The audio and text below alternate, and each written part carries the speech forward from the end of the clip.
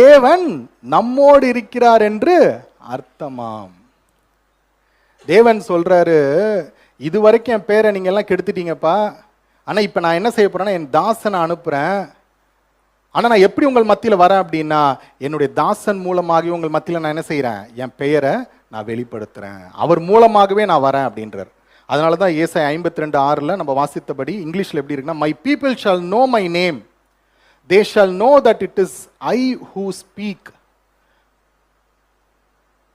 அதன்படி என்ன தேவன் சொல்ல வர்றார் அப்படின்னா, இதுவரைக்கும் நான் என் பெயரை மனிதர்களுக்கு வெளிப்படுத்தி இருப்பேன் பெயராக, ஆனா இனிமேல் நான் எப்படி வரப்போறேன் அப்படின்னா, என் நாமம் எப்படி மகிமைப்படுத்தப்பட போகுது அப்படின்னா ஒரு நபர் மூலமாக.